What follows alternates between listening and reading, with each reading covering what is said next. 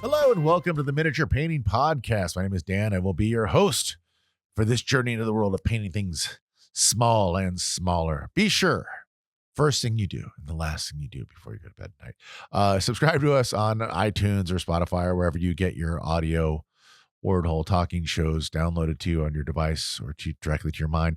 And be sure to subscribe to our YouTube channel because I've been posting bonus YouTube footage and stuff like that of other things and hobby related things for there. If you want, follow us on Instagram at Mini Painting Podcast because that's where I post pictures of the stuff that I talk about on the show.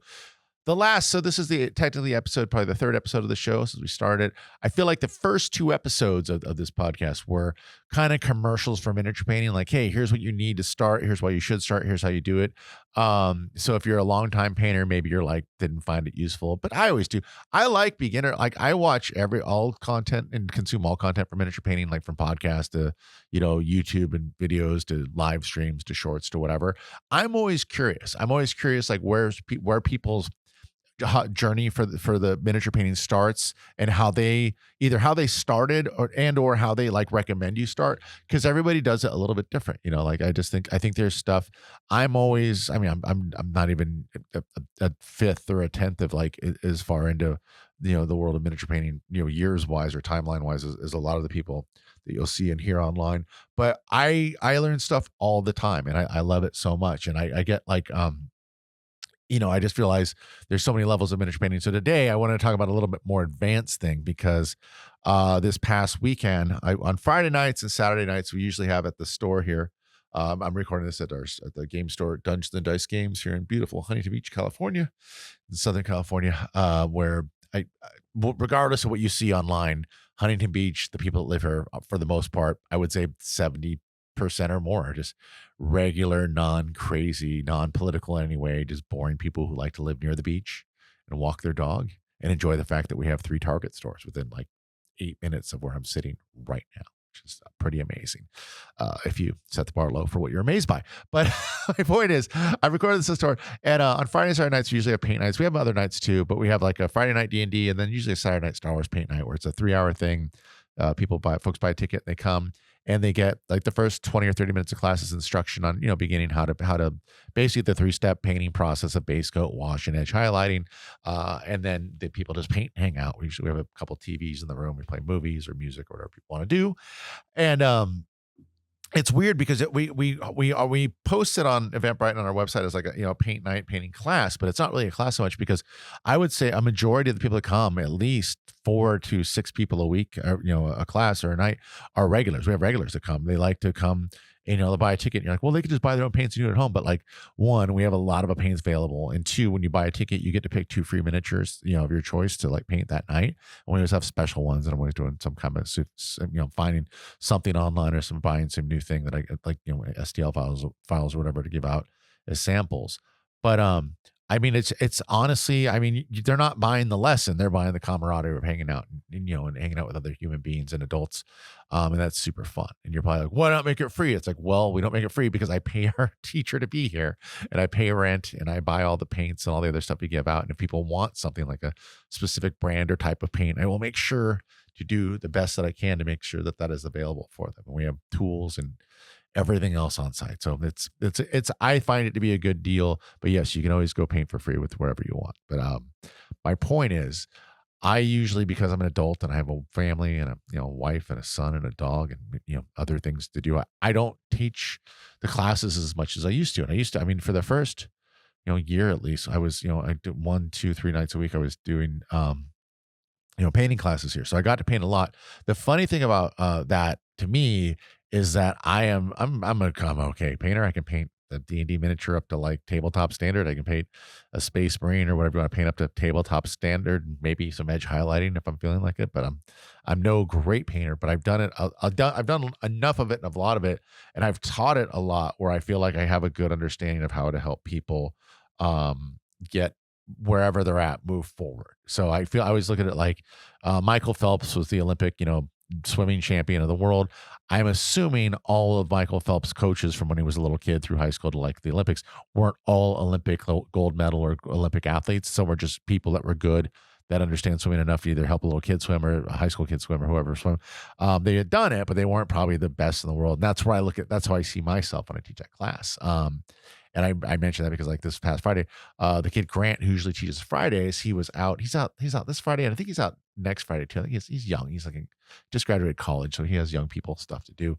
But I got to teach a class and run the class on Friday, and I'll be running it this Friday, and it's super fun. I really forgot. I haven't done it. I probably haven't done it in like a couple months at least. I forgot like how exciting it just is when people are brand new and they've never painted a mini ever in their life, and you get to sit them down and you're like, here you go. And we usually for the D&D people usually give them like something easy, like a goblin or a skeleton or something like that. Something that's like only 2 or 3 or 4 colors and slight, not too much metallics, and something they really can't mess up. But it's just so fun to see someone like come in here, because the paint night's like a 3-hour thing, and it's so funny. People are always like, 3 hours seems kind of long. We almost didn't sign up. I'm like, oh, just wait. And then at the end of 3 hours, the people are like, oh my God, the time flew by, and they don't want to leave. They want to stay longer. They want to stay longer, and they just had a great time. But it's also great when people come in, they don't realize like miniature painting is quote unquote. I mean, it's difficult, sort of, but it's really not. It's just miniature painting is weird. It's like something anyone can sit down and do. And if you just put a little bit of effort into it, you can do it pretty well, and you really surprise yourself. That's my favorite thing is when people come in. Sometimes we'll get like parents that will come with their kids, like, because we have a strict rule. Anyone under like, I think under 16, 16 or under, maybe I think it's 18 and under, has to come with an adult that buys a ticket and stays for the class. Because when we first started, we were getting the first 6 months or a year. And especially the second year too, when I transitioned and I hired kids to help, teach the classes, we would get parents that would get their kids that were just kind of garbage. And they'd buy a ticket and then drop them off because it was free babysitting from 6:45 to 10:15 at night. And we got, most of the kids that came to class were pretty nice, but we got a couple for a few weeks. We had some real garbage kids that were coming in and just destroying paint and just having just real inappropriate conversations and language and stuff like that. And I'm no saint. I accidentally, I cuss and talk about goofy stuff in front of people sometimes that I probably could let off the gas a little bit for. But it was above and beyond just the regular, it was weirding people out. And I felt like some of the regulars and some of the new people were like not wanting to come back to the paint night or the class because of that. So then we made a rule that anyone under 18 is welcome, but they have to come with an adult, because that buys a ticket for the class and stays for the class. Because the thing that happened when we first tried it, it's like, oh, you must come with an adult. One, we would get adults that would buy a ticket and leave because they just wanted pay an extra money, $20 or $30 to get free babysitting, or they wouldn't buy a ticket and they'd come sit in the class and take up a seat in the room. Because it's limited seating. We're not that big of a place. They take up a seat in the room and just sit there on their phone and just be miserable and just bring down the vibe. If there's a vibe to a painting class or painting night, they were killing the vibe. So we made it, you have to buy a ticket and you have to come with your kids. So that way, it's not, if you're eating up a seat, you are gonna eat up a seat that you paid for. But that being said, we'll get not a lot of time, but a lot of time that this happens, especially when I'm teaching the classes, every once in a while, we'll get a guy, it's usually a dad, that comes in with they're 11 to 14-year-old, maybe 15-year-old. The kid wants to paint, usually D&D. He wants to paint a D&D guy, because Warhammer kids, I figure, are pretty dialed in. They're not always coming to the classes because they're going to go, they've got an army to paint. They don't have time to spend time here. But the D&D kids will come, they'll want to paint a monster, their favorite monster, oh, I want to paint a beholder or whatever. And it's exciting. And then the dad will sit there with them for 3 hours, because then the class or the night is 3 hours, and just sit there next to them and not paint. And I always, at first, I'm pretty good at easing into this, but I will come hell or high water by the end of the night that adult is going to be painting a miniature. No, I don't do it in a mean way, but I'll usually go over and try and chat them up a little bit. Hey, you paid for the thing, you might as well try it. It's really fun, and blah blah blah blah blah. And then I'll bring them a miniature over and I'll set up, because we do a whole spiel. The whole 20 minutes or the beginning is you come in the class, and once the class starts, usually 5 or 10 minutes late, because people don't show up on time, especially on Friday night, which drives you up the freaking wall sometimes. Or people that show up 30 minutes late. So after I've given the learn how to paint spiel, I have to redo it again, which again, but I'm happy to do it. And I do it, but it is what it is. But anyway, I'll sit down with them and I'll basically redo the spiel that I just did for 20 minutes, showing people how to get the paints out, shake them, pour them, put them in the thing, how to thin their paints, how to like get their brushes ready, how to load a brush, how to clean a brush, how to put the miniature on the holder, how to do the first thin layers and work from the inside out, and base coats, and then what a wash is and how the wash will be used, and if you choose to use the wash or not, and then what edge highlight, all that stuff. I will basically sit down with a parent and through I don't want to say manipulation, but and through the course of just a regular, fun, jovial, like friendly conversation, I will bring the stuff over and slowly set them up and have them just try it out. And then before you know it, they're off and painting and they have a great time. And then they leave and they're like, "Oh my God, this was amazing." It was so funny. One night, it was probably a year or two ago, his dad came in to the son, and same thing. It was a Star Wars night, And the Star Wars one, we had a Mandalorian figure and forget. I don't know if it was Grogu. I think it was a Jawa and a Mandalorian because it's like, brown and black and a little bit of metallic. Pretty easy for a starter thing. But they're cool. They're cool miniatures. They have some fun, really funny Jawas and like funny poses, doing funny stuff because Jawas are hilarious. But this dad, same thing. I got him to sit down and, he sat down, his kids paint, his kids having a great time. Because with the younger kids, you get 2 models, but if it's like Jawas, we'll give you like, you get a Mando and a couple Jawas. And if I have anything cool laying around or something I printed as a test, I'll throw that, bring that over for the kid as well. But the dad, I got him sit down, I got him started, he painted a Mando. The funny thing is, like, we were doing the version, like first season Mando, where it's just, or second season, whatever, the season of Mando, where basically his whole undersuit is brown and it's like not a lot of the blue or anything is on it yet. And it's just the silver. So it's like a brown base coat and then like a silver and then like, a wash, and then black in the visor and a couple of spots here and there. So this dad goes and he paints, the base coat, the browns, the blacks, the silver, and maybe one other color. And then, I'm like, oh, okay, like now I come over because I during the class, for the regulars, I keep an eye on them. I make sure everyone's having a good time. I kind of eavesdrop and listen to what they're talking about and have fun. But, make sure that if they want a color of paint or a style of paint, or like, sometimes like, oh, can we get contrast paints or a certain color contrast paint or, speed paint? I'll have it for them, whatever, or I'll go fish it out of the store, or whatever. But like this guy doesn't like, anyway, I leave the regulars alone except for chit chat and talk about niche stuff about games or painting they want to talk about that I enjoy, because I enjoy talking about this stuff very much. But the people that are new, I'm not hovering over, but I keep tabs on them, make sure they're progressing and they're having a good time, and if they get stuck, help them out, whatever. But this dad, I got him on the base coats and he's off and he's base coated the thing and I'm happy with that. And like he painted, I feel like he paid money. I gave him the instruction that, he paid for, and he could, if he chooses to pursue this, whatever. But, in the course of checking in, like, halfway through the night, he's finished his model. It's been dry for about 10 minutes. Between the base coats and putting a wash on, you want to make sure the model's nice and dry, because if you put the wash over like, a wet base coat, it's going to like run down the model and can wreck the paint job or whatever. Like I said, a Mando or a Jawa, you can't wreck it too much because it's just going to basically, it's brown. It's going to be a brown wash. It might mess up the metallics you can fix pretty easy. So I go, here's the wash. You can put the wash on. This guy proceeds to get the wash and puts the wash on this Mandalorian figure. It's a Mandalorian. He did fine. He stayed in the lines, whatever, He puts the wash on. It's like probably a black wash, I'm guessing. Maybe a mixture. Maybe like the brown black wash mix I like to cook up, because I think the brown and the black give a little pizzazz. Puts a wash on it, and the guy's face, like he puts a wash on it, like sets it down, and then goes back to like talking to his kid, or probably being on his phone or whatever. And then like 5 minutes later, I look over, and the guy's face like lights up, and he's like, "Oh my God, oh my God, oh my God." And he picks his miniature up. I like, because we use the paint handles using classes, but it's on the paint handle.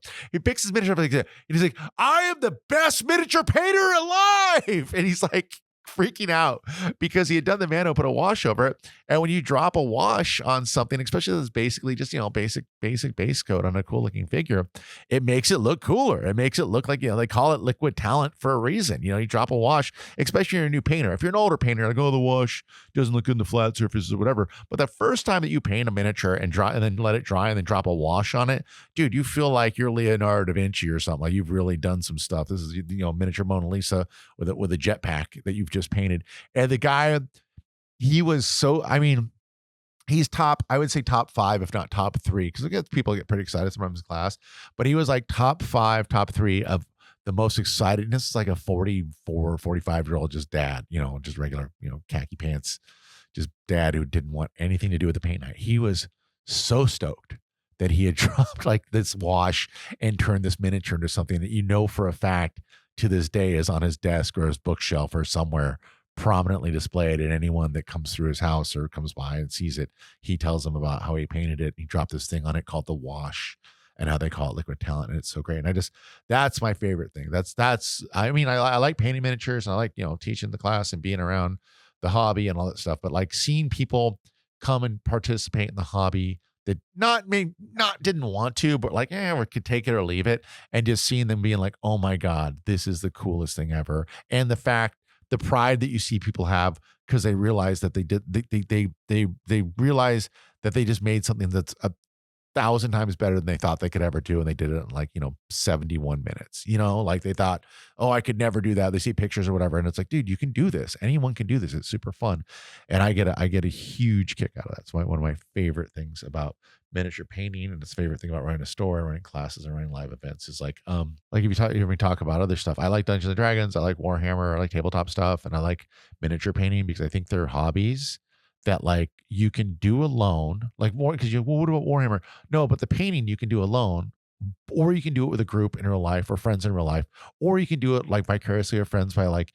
making miniatures or painting miniatures and posting videos or pictures of them online on your Instagram or TikTok or whatever.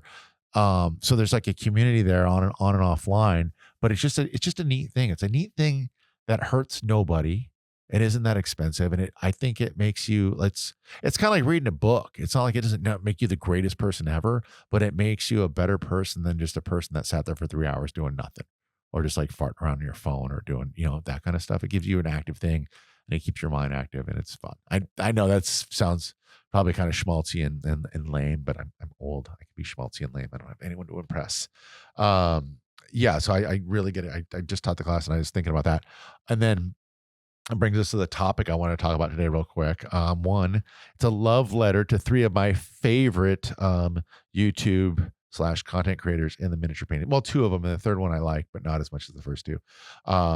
Space, and we're going to talk about this. We're going to talk about glazing today. So in the first episode of this, I think this episode of the podcast, if we're on episode 3, I think first episode, maybe second, I talked about thinning your paint. I put a link to that video from I don't remember, brushstroke, whatever. There's the best paint thinning video on the internet exists. I just saw them post online. They just passed 1 million views in the video, and it's been up for probably a few years. But it is the best video on thinning your paint, and it explains it the most clearly. I'll put a link in the description and in the show notes for this show and in the YouTube description for this note again. Geez, that's probably why they passed 1 million, because I've been plugging this video left and right for the past many years. No, it's a great video, but like thinning your paints is one thing, but like it's one of those things you can watch a video, but you just have to paint miniatures to do it. Like you know what I mean? Like it'd be like reading a book on swimming. You can read a book on swimming and watch a video on swimming, but eventually you have to go into a swimming pool and you have to swim. The same thing with thinning paints. It's like you have to actually see, like I can say like, oh, the old army painters were kind of thin, painter paint is kind of thin or runny, or this company's brown is kind of chunky, or like metallics are kind of chunky, but then if you one drop of water too much and they turn like into sparkle juice because they get too thin. Yeah, I can tell you that, and you can watch a video on it, but until you actually stick, your brush in that paint and then try and apply it a model, you're not going to know. And that's why, but I do think that like videos in YouTube are very valuable. That being said, my first video that I'm talking about with glazing, we're going to talk about glazing. That's what we're going to talk about today. Glazing is basically, so your paint comes out of the bottle, right? Or the tube or wherever you're getting your paint pot. And the rule of thumb, and it's only a rule of thumb, is like to thin your paint, you usually don't use your paint right out of the bottle, because it's going to be too thick. It's going to sit like if you put a drop of it onto like either a wet palette or a dry palette, it's going to sit there like a half cut in half circle, like a sphere, right? It's going to sit there because it's too thick. It's not going to run. It's going to be like, it's like going to sit like a raindrop on your finger. That's because of surface tension. So that's a bad example. But my point is, when you put when you put a drop of water on your palette, you want to thin it with about 1 drop of water to 1 drop of paint. And that's a rough guideline. Everyone says that's a guesstimate. Sometimes the paint's thicker. It could be 2 drops of water. Sometimes paint comes out kind of runny, or it's just like watery. The Reaper miniatures paints are like that. They're real flowy and already pretty much seem like pre-thin, so they don't need a lot of water. And actually, too much water turns them into a glaze pretty quick. And then the Pro Acrylic paints. The Pro Acrylic paints are they're creamy liquidy, but they don't need a lot of water. I wouldn't say I would thin most Pro Acrylic paints 1-to-1 water. It's like 0.8 drops to 0.1 or whatever. But it depends on the humidity and where you live and what you're painting, what kind of goals you're trying to achieve as well, too, what kind of brush you're using. So like I said, that's why you have to actually do it.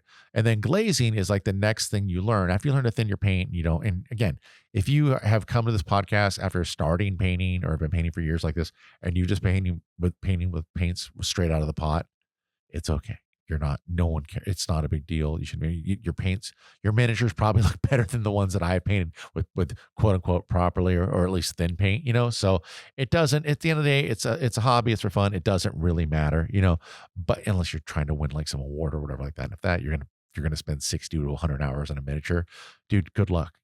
I admire everyone that's ever won a golden demon. I just don't have that level of talent, but I just don't have that level of commitment to put 100 hours in something that I'm clumsy and will probably drop or break on my way to the airport or driving there or walking through the hotel to get it judged. But the glazing is basically the next thing you learn after that. And glazing is, all that means is, I talked about a wash earlier. A wash is a super watered down paint basically. And the washes that you buy will have usually like a solvent, usually water or whatever they use, and a little bit of like maybe flow improver. Maybe not though. Flow improver, I guess, is more of a speed paint thing. But anyway, wash is a watered down paint. So like if let's say, and this is just a like guideline, not set in stone. If thin paint is like 1 drop of water to 1 drop of paint, right?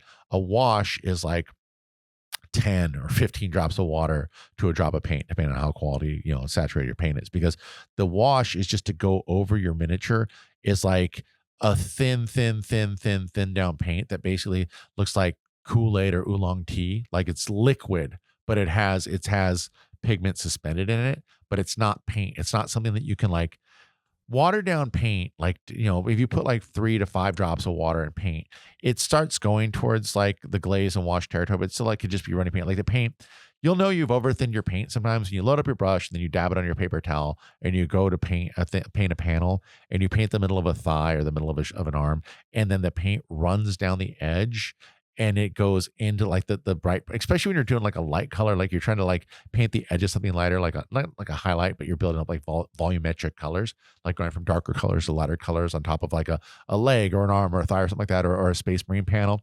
When you go to paint the middle of a Space Marine's leg, and the paint runs down the edge into the creases and makes like a bright highlight inside the lines of the miniature, which when you're trying to like do something that's going to be like panel or not panel line, but like, going to do edge highlights on and want the darker colors in the recesses, or something that you've built up from like a black primer, it's kind of a bummer. But that paint that you have over thinned, that is moving towards the wash. So you have unthin paint, thin paint, then or not moving towards wash, moving towards a glaze. So you have unthin paint, thin paint, too thin paint, and then paint that's been too thinned too much to be actually good is paint is a glaze. A glaze isn't, and there's a video, I think, dude, honestly, I think the brushstroke guys that did the thin your paint things, I think they did a glaze video too. So if there is, I'll put a link to that in the description and the YouTube channel and the show notes and all that. But a glaze is basically in between a wash and a regular thin paint. A glaze is like a translucent version of your paint that you're going to use to paint the thinnest layer of paint possible. It's going to go on like you're going to like you load up your brush with the wash. Let's say a wash is like 3 to 5 drops of water, or 7 if you really want a thin glaze. You load your brush up and then you dab your brush on a paper towel or a piece of sponge or something like that, so it doesn't run. So it's only paint is inside the brush, not dripping off. And then you're going to run the glaze across the color you're doing to change that color slowly. Like let's say I do a purple base coat. So like I'm doing this at home right now. I base coated this Space Marine dark purple because I want to build up a blue Ultramarine Space Marine, as a little, if you're D&D, you know what that is. It's like it's a stormtrooper hit with a dig dug pump. It's a bloated stormtrooper armor guy, right? And but I want to go dark purple, like this dark purple. I think I Terrestrial Titan, or one of the darkest purples army painters in the new Fanatics line, right? And I want to go up there for like blue. So when the shadows and like the panel lining, like the edges and the recesses, I want that not to be a black in the recesses. I want it to be purple. So even later on, if I do panel line or go in and selectively like do a black wash to like outline those panels, the purple will come through. So the shadows will be a little bit darker and richer than just a regular plain black. Okay.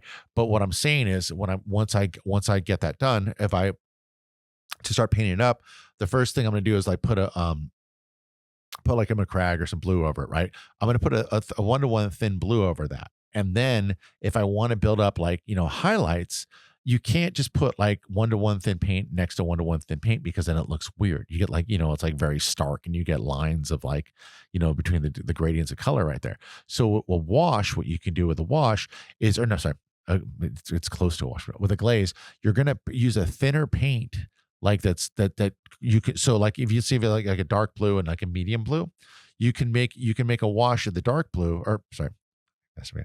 Make a glaze of the dark blue and pull the glaze of the dark blue. You start it on the lighter blue and pull it into the dark blue and end it in the dark blue because you want the color to end.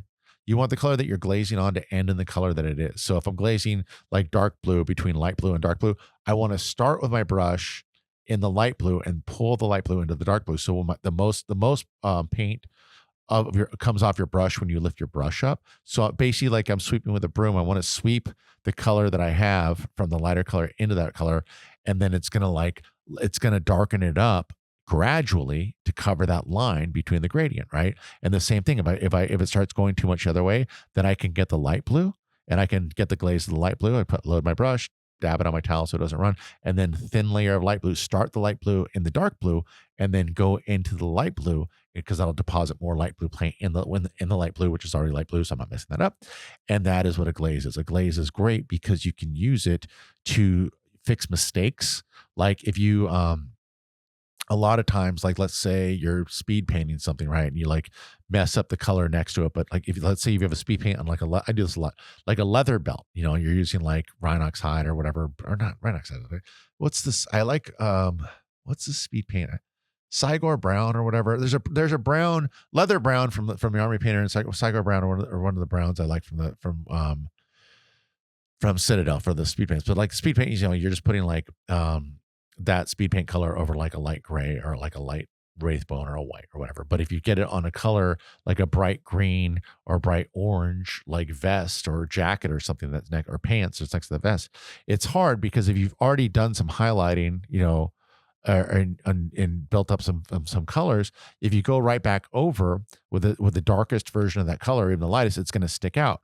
So what you can do is you can go in with that color, and then you can use a glaze to meet the colors around, like to fade it in, basically to sketch in a lighter orange or the darker orange, and go back and forth the glazes and do your magic to make that happen. I've mentioned this before, but Dr.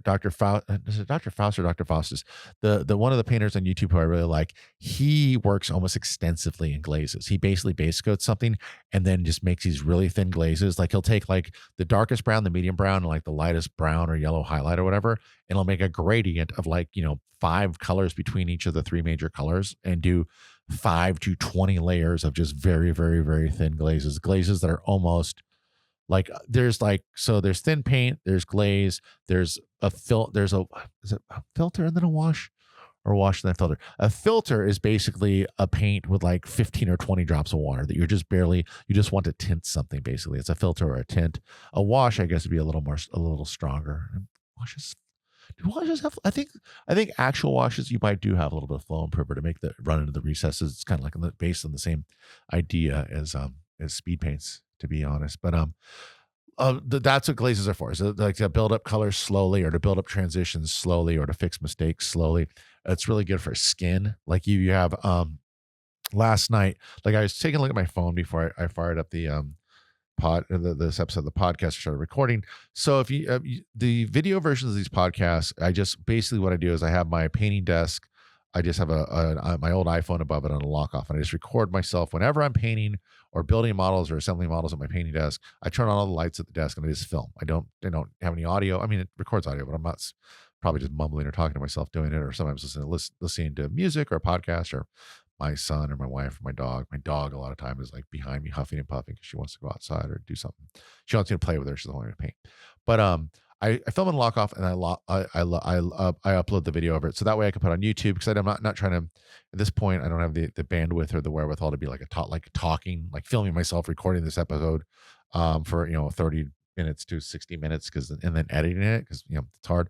But I always like to have a lot of things on my painting desk. If I'm not trying to paint an army for my son Never for myself, always for my kid or one of his friends. But I try and have anywhere from like 5 to 15 models in progress because I don't want to get burned out. And I do this I do this a lot.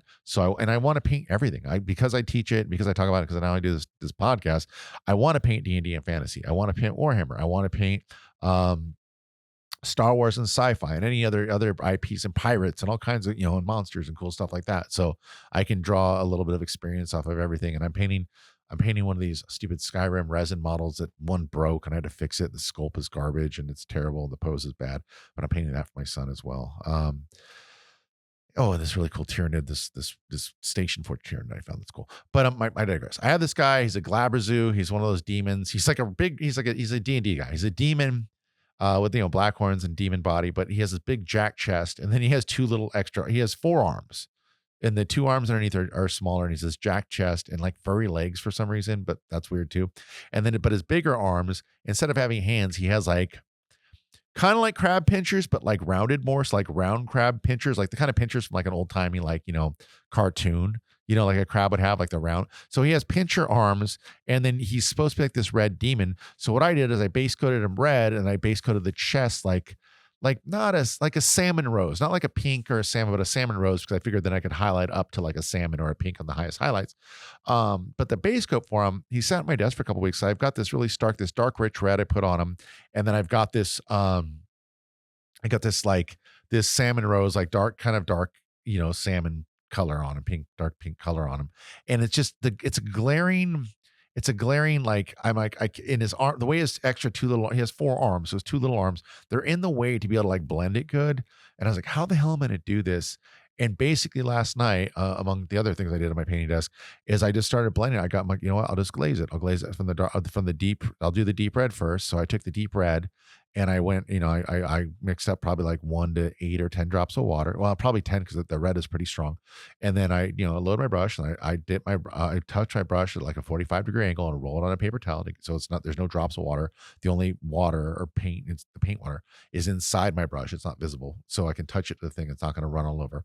And I basically went to, the pink, if the thing's not that big, but I went in like, towards not the middle, but like, a third of the way in on the pink. And I touched the brush there, and I just started painting from that pink edge into the red, pink into the red, pink into the red, pink into the red. And lo and behold, like two swipes around the model on the arms and the chest and even a part of the head, the glaze like blended it in where it looks like skin. Like it would be like if you had like a red, like a red chest and or a red body and a pink chest, and there would be a line where it wouldn't just be one or the other, it would kind of blend in.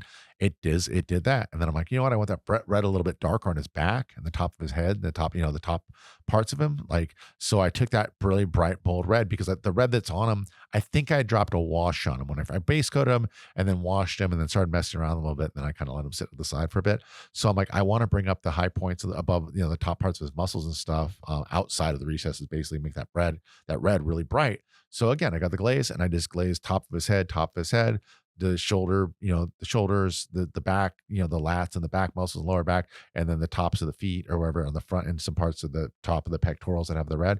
And lo and behold, after like 10 minutes of work, I got 5 or 10 minutes to blend it, and another 5 or 10 minutes to brighten up, and I got a pretty bright, good looking guy now, which I'm like, the colors are a lot better than I want. I'm not, this guy is just for tabletop games, for at home, probably at the store too with my friends, but like it's not a display piece. It's just got to be tabletop ready. But because I don't want to look terrible though. So, but the technique that I used, because of the way the geometry or the shape of the model was, glazing was a great way to not only blend in the chest, the chest color to the back color that was a bright red to like a more muted salmon color, but also it was a great way to brighten up the spots that I did highlighting. Because like same thing when you do highlight, sometimes you might go up and you might make them too bright, like on the edges of Space Marines, like on the top of thinking about the top of the knees, the little thing in front of them, the mouth guard thing, or the circle part where like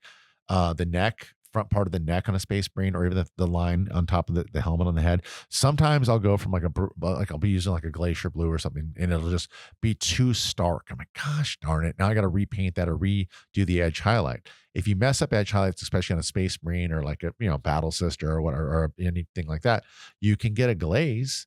And you can go in and really water down a glaze, and you have like maybe not a black, but like a Corvus black, like a black gray, and you can glaze. Or if you did dark blue and you did too light a blue or too strong of a thing, you get that regular the mid-tone blue that you're using, water it down to a glaze, and in 2 or 3 glazes, you can bring that down a lot. You can really bump down an edge highlight. So the three and this will bring me into the miniature painters I'm talking about. The 3 videos I like on glazing. Number 1, Ultimate Guide to Glazing, Hobby Cheating, episode 391 on Vince Venturella's YouTube channel. Vince Venturella he's a YouTube miniature painter guy. He's the best. He's my favorite. He's a guy, just a regular dude with a job and a wife and dogs. So I can feel I feel connected to him in that way, but just a real good dude, a superb painter. And he's had his Hobby Cheating channel. His name is Vince Venturella, but his Hobby Cheating is the name of his videos. He's covered everything you can cover. He made a video explaining slap chop 2 or 3 years before slap chop came out, was named slap chop. We'll talk about slap chop in a future episode, but and faces value sketching and glazing over value sketching. Like his video on glazing is really good.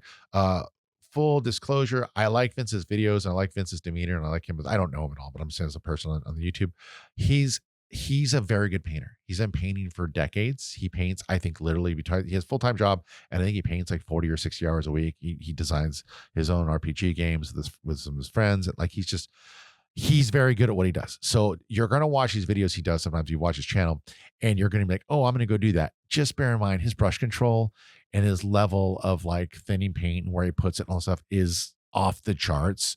So even if you watch all of his videos 10 times, you're not going to be able to do it just like he does in the video, but you can get pretty close. But he has one of his other videos, like the Ultimate Guide to Highlighting. He basically points out that you can highlight almost every color in a miniature just using like a buff or like an ice yellow, like a really light pale yellow color. Because all you do is highlight with that buff yellow on red, on blue, on green, on purple, on even black, right? And it's going to look weird, but then all you have to do is get your mid-tone color, your blue, your red, your green, purple, whip up a glaze, and you glaze over it and you blend it in. And the highlight is going to be a highlight, but it's going to be tinted the color of your mid-tone, and it's going to look insane. That video is very good too. I'll put a link to that video. Big one of my favorite videos. But like I said, I do like Vince's videos, but his level of painting and even just brush control is so far beyond what I'm capable of. It is frustrating sometimes. This one's not so bad, but like his wet blending videos, like, here, let's wet blend this cape. It's so easy. And in like 3 minutes, he wet blends this amazing cape with like 3 or 4 different tones. And it just looks like breathtakingly stunning, like, winning an award level. And it kills me inside a little bit, but I a lot of respect for him. Also, my other, another YouTuber I really like a lot is Dana Howell. I love Dana Howell's videos because I feel like she's quirky. She's like definitely comes like, it feels like more like an artsy kind of crafts background, but also loves tabletop games, loves Dungeons and Dragons, loves Warhammer, loves spooky stuff, but like does a lot of really high contrast, bright, like neon stuff.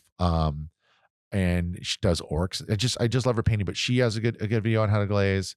There's a million videos on YouTube, but I'm just trying to give you like, for the nuts and bolts, it's Vince. For Dana Howell, she does a really good job on her thing.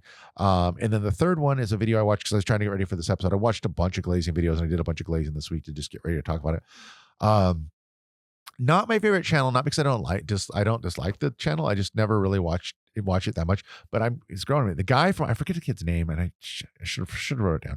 Artis Opus. They make brushes, and Artis Opus brushes kind of rub me that like kind of get on my ass because every mini painter, like they did a very good job. They're a YouTube channel or whatever. They're a collective of painters or artists that do miniature stuff, and they release their own brushes, and they're good, like Kolinsky Sable brushes or whatever they make, and they make dry brushes and dry brush palettes. But I feel like hear me out. I feel like their brushes are way overhyped. I'm sure their brushes are fine, but I feel like they're kind of expensive and yada yada. But like, do they need to be that expensive? Are they all that great? And my answer is probably, and I really think about it, and I haven't bought one because I just think they're kind of, I'm going to buy one of their brushes, I'll buy another pricey brush or 2 cheaper brushes. I don't need that much. I don't need a $30 dry brush or whatever.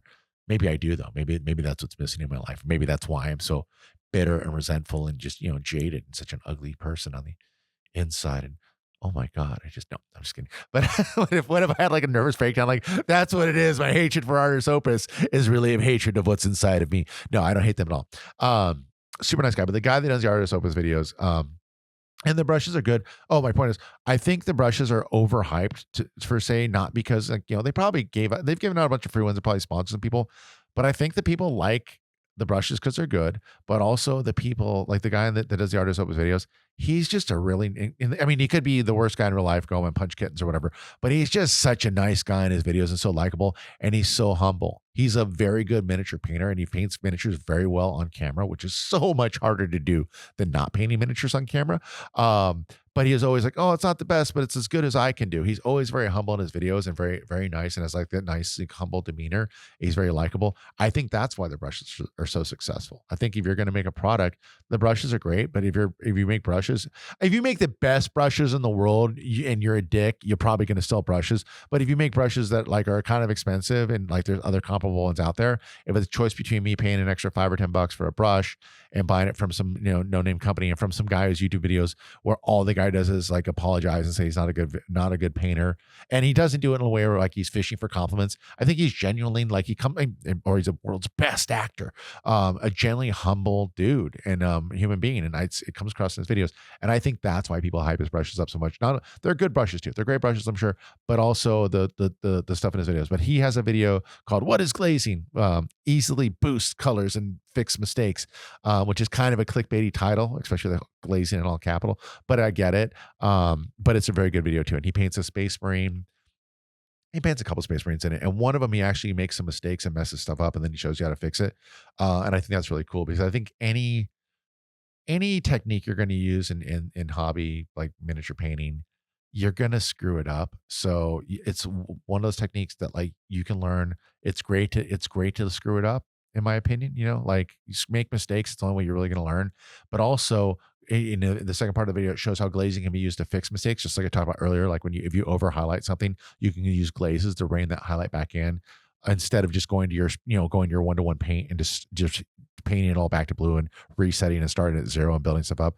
Glazes can fix a lot of mistakes and also add some pizzazz, like, highlights in upper areas without, taking the risk. Like if you're going to like put like a lighter blue on the shoulder pad, like on the higher part to make it like a highlight. If you do that regular paint, if you mess up, you're going to really mess up. Even if you go over the lines, you're really going to go over the lines and mess up and fix the shoulder pad, the metallic or whatever.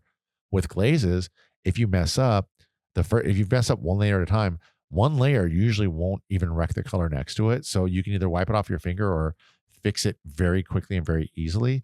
So yeah, glazing's a great thing. But yeah, Dana Howell, these are people as I've watched, since COVID, I've watched hours of their videos and I just follow their journey of their channel and what they've evolved into over the years. And I really get a kick. But yeah, Vince Venturella, Vince does other podcasts. He does a D&D podcast. He does his channel. He does Warhammer and Age of Sigmar stuff. He's the Renaissance man of our digital millennium for this kind of stuff, or one of them.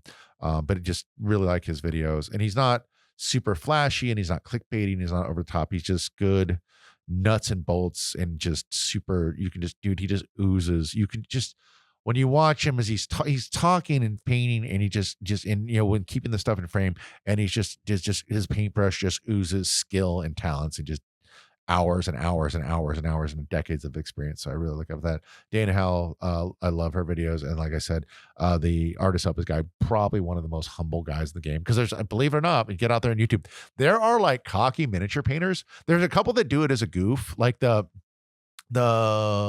really like the guy one of the guys that does the synth pop colors. Oh, Heresy for whatever, what is it? Paints for Heresy, whatever. He's like an Australian guy, and he's really sassy and brassy and like kind of like always talking crap, but it's always self-deprecating. And he's talking crap about himself more than anyone, but he's kind of blushy. But there's a couple of YouTubers, a couple of European guys that are like, maybe it's a sensibility or lost in translation, but they're really up their own asses as far as like, Heresy for Heretics, and his Instagram's Heresy for Heretics AU, because he's Australian. That's the guy that does the synth way. He's cocky, but fake cocky and self-deprecating and kind of like Australian, so he cusses and says funny things. But there's a couple guys on YouTube that are like kind of I mean, there's that think about this. Like I'm recording a podcast right now. I mean, I'm trying to be as useful and nice and like connecting with whoever's listening to this like as I can. And a YouTube video even more so you're looking at the camera, talking to the camera if you're an on-camera talking YouTube channel, or even if you're just a hands channel talking over it. There's there's a couple of YouTubers like that are like dicks. Like I don't know. And you think like I hope they're kidding, but like if they're coming across as dicks on the thing where they need to be likable or appear to be likable to try and get people to watch their thing and subscribe and join their Patreon and click on their thing and all this crap. Like, I don't know. I'm worried that in real life, those guys really are like, drowning kittens and kicking puppies and stuff like that. I don't know. Probably not. They're probably just, I think all of our, I mean, dude, I'm as bad as anyone else. Like, I think our insecurities come out a lot of times. And whenever you're trying to be cocky or boastful or aggressive or trying to be like an alpha, that's because on the inside you don't think you're an alpha and you're nervous and scared. You want people to think you're cool. I have that feeling 24 hours a day, 365 days a year. So I understand being anxious and not feeling cool or whatever what that's like. But I think most of us try and err in favor of being nicer and like not being cocky and mean and whatever. But different strokes for different folks. But I always laugh at that. It's like if you have it's the same energy because I'm a man of a certain age and I get fat. Like I try and stay in shape. I live in Southern California and my son is into like surfing and skateboarding and baseball, so I'm playing surfing and skateboarding and baseball with him, and everything in my body hurts and is old and doesn't work. So I go back and forth. I work out a little bit for a few months and again I quit or I pull something and get hurt. But like I try to stay in shape, or I'll look up, like if I look up exercises on kettlebells, do not ever do that, by the way. If you look up one, like, oh, what's a basic, 20-minute beginner kettlebell routine? You will get fed like shirtless people, like kettlebell videos on every platform that you have attached to your phone or whatever forever. And then if you're over 30 or 40 years old, you get fed these, do you want to become an alpha male? Come to this 3-day seminar. We'll teach you to become the wolf inside the lion that is the man that is the robot that will score the touchdown and win the war for your family. And then it's like also related to like religion usually as well. Like I can't, like that's the energy that cocky miniature, like that rude cocky miniature YouTubers come at, I feel. And both of them just give me creep me out. They're so cringe. It's like, listen, no dad, running on a beach with his shirt off, getting yelled at by failed MMA, fighters is going to change their life in a weekend any more than a guy that's telling you that you're not a real man because you still use dry brushing or whatever. It cracks me up. But yeah, Vince Venturella, I'll put a link to his thing. Dana Moon, I'll put a link to her thing, and then Artist Opus. They're everywhere. You'll find them. But yeah, subscribe to those guys online for sure and check out the things and their side projects. They're very talented people. But that's glazing in a nutshell. If the biggest thing, if you take away is like, thin the paint more, it's okay to over thin the glaze because it's not like sometimes you're trying to thin a paint. If you thin it too much, it breaks and it's not a paint anymore. It becomes a glaze or a wash because it's the paint. It's like you can see the particles in the paint. With a glaze, you don't want that. You want to like the better quality paints have more pigments because they'll say, oh, it'll thin out to a much thinner glaze before it breaks. Because at a certain level, when you thin it too much, it's not a glaze because there's particles of paint. There'll be water and paint floating next to it. They're not all one cohesive single like fluid or substance, whatever. But for a glaze, you can really, if the two most important things is thin it out and then dab your brush on a piece of paper towel. And then if you're painting like a dark blue and a light blue or whatever, you want to pull the paint, start on the other color and pull the brush into the paint that you're painting. So if I'm painting light blue, I start in the dark blue and pull and lift my brush up. The end of my stroke is in the color that I'm painting in the light blue. If I'm doing dark blue, I start in my brush after I dab it. I don't want a bunch of paint running all over. I start my brush track on the dark blue and I pull my light blue paint, my brush into my light blue paint on the model and end it there. Those are the two things. But besides that, you watch the 3 videos or whatever that I linked for glazing and watch 20 or 30 or 50 more videos on it. At the end of the day, you're going to have to sit down, find a model that you like or find a model that you don't like and don't care about it and start practicing glazing. I think the best way to practice glazing or an easy way to practice glazing is, like I said, paint a base coat a model and then over highlight, the knees and the shoulders or whatever, the high points of the edges or the tips of the model, and then use your color that you just base coated in, make a glaze, and then glaze those highlights back down, and you'll be surprised. Also, glazes dry like in like 5 or 10 seconds, depending on where you live. So if you do the layer of glazes, by the time you've covered a layer of like the 5 or 6 spots you're glazing, it's usually dry or dry in another like 30 to 60 seconds to do it again. So you can do 10 glaze layers in 10 minutes and really see some fantastic changes. No, it's really amazing, and it's a really neat thing, and I highly recommend. But it's one of those things that like it's hard to do. I'm not good. I wouldn't say I'm good at glazing. Like I can't glaze on the level that these people like Vincent Truella and all these amazing painters can glaze on.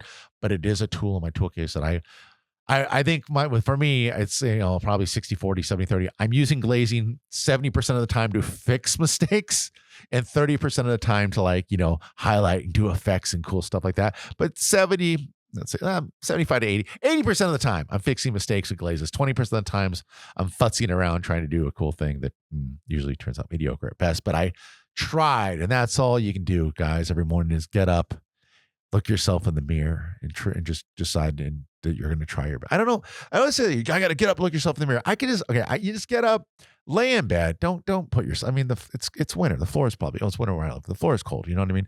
Lay in bed. You can picture that you're looking in a mirror if you want to, but lay in bed and say, today I'm going to do the best I can do. I'm going to try my hardest.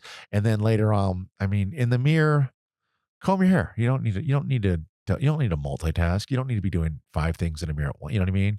So wake up in yourself, see yourself, say the thing, and then later on in the mirror. And then if you want to look in the mirror and say it to yourself again and pretend like you're in a movie, that's just weird. Don't do that. Like no one, what if your roommate or your dog or your spouse or your kid walks in and you're talking to yourself in the mirror? They're like, oh man, mom or dad or Steven or Jessica's lost it. I'm going to start locking my door when I go to sleep. I don't feel safe here. Anyway, for the miniature painting podcast, I've been Dan. Please be sure to subscribe to us, one on iTunes and or Spotify or whatever, or Apple Music or whatever it's called, and then 2 on YouTube, and then follow us on Instagram. If you'd like to leave us comments, messages, suggestions, I would recommend commenting on any of our videos or send a message. Leave a comment on a YouTube video. I think you can leave comment on Spotify on the episodes, which is kind of weird, or just send us an Instagram message. Comment either on the Instagram post for this thing, or send us a DM, or comment on whatever. I'm happy to answer anything. If you have questions or or suggestions or requests for topics to be covered, and if you have any favorite YouTube channels you'd like me to shout out or you think are good, or favorite miniature companies or favorite paints or favorite brushes, or whatever, just if you choose to interact with us, just whatever you do, no matter what, even if it's the end of the world, you have the anecdote, there's the one ticket left of the spaceship to escape, do not send us a Facebook message. Well, we have a Facebook page. Facebook is a hellscape of spam. Everything on the messenger is like, hey, your account is in arrears. You need to send us your password. Log into here. And it's a fake thing that looks like a little Facebook link, but then it takes you to some site, and then it steals your identity and your fingerprints and your children and all your Easter and Halloween candy. And it's terrible. So, like I said, YouTube, Instagram, email, info@miniaturepaintingpodcast.com. But yeah, Instagram and YouTube are good ways to interact with us. But thank you so much for listening. Until next time, I hope that you paint every mini that you're planning to this week, or at least half of them, or at least think about it at least twice. And if you don't get to it, hey man, there's always next week. Talk to you soon. Bye.